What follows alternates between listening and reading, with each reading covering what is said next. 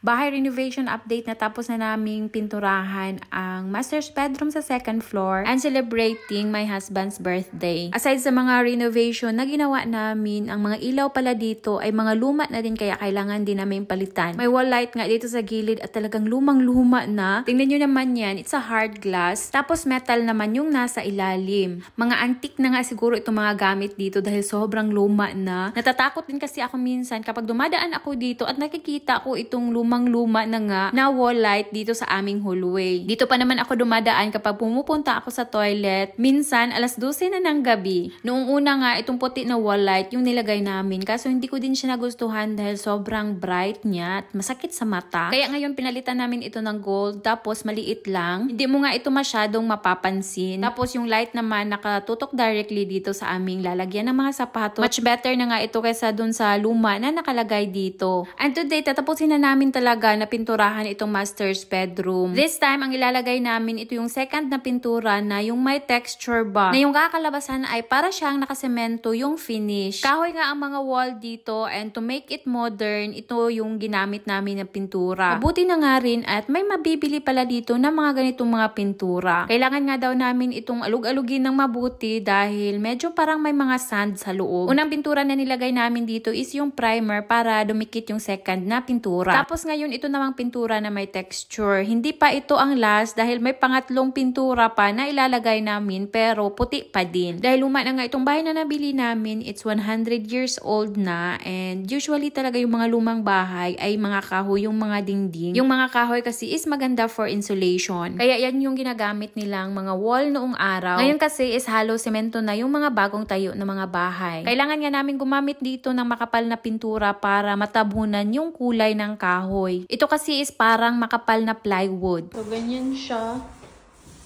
Tingnan nyo yung parang texture. Ayan, may texture siya. It has texture. And medyo mahirap siyang i-paint. Medyo mahirap itong gamitin dahil mas sticky siya kaysa sa regular na mga pintura. Good. Parang nag-gray siya kasi yung puti is na-dry na. Tapos yung gray parang medyo makapal. Yan na yung ano, basa pa. Tingnan natin ito mamaya. Ayan oh, yan. Dry na yan siya and maputi. Yung hindi pa dry, yan yung mga gray. But, ay, maganda na siya. Floor na lang ang kulang dito. Or if we don't like that the wall puts na nilagay namin, siguro pinturahan pa namin ng puti. Pero we will see kapag ma-dry na siya, na? We will see if it's already dry. And then the last one that we will make here is the floor. Is the floor difficult to make? A little. A little. You also need to remove this one here. Yeah, but first here in the Schlafzimmer. Yeah, but we need to go a little bit outside. Because we will make one completely. We need to, minimum we need to make this also. So we have one line. Trust your husband.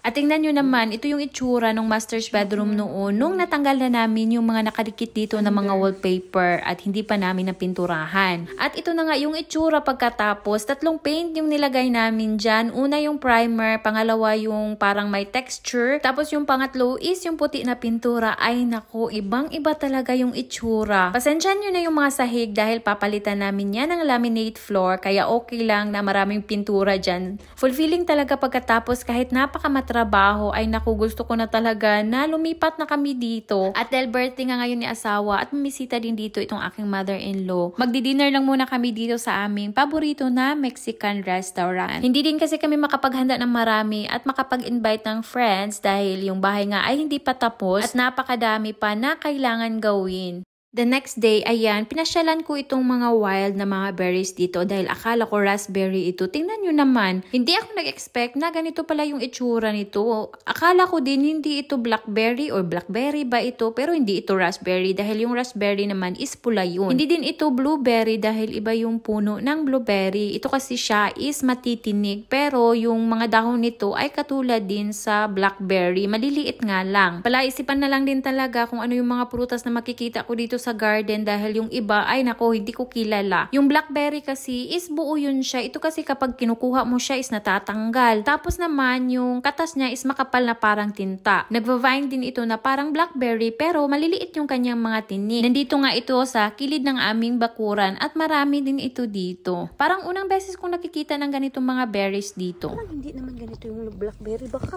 hindi ito nakakain. Ouch! Ouch, matinik. Baka hindi ito nakakain. Ayan, oh, marami na dito. Ayan, oh. Pero ganito yung blackberry. Ayan, oh. So, itry ko siya. Baka, natatakot ako ba? Baka malason ako nito. Ayan siya, oh. Hala.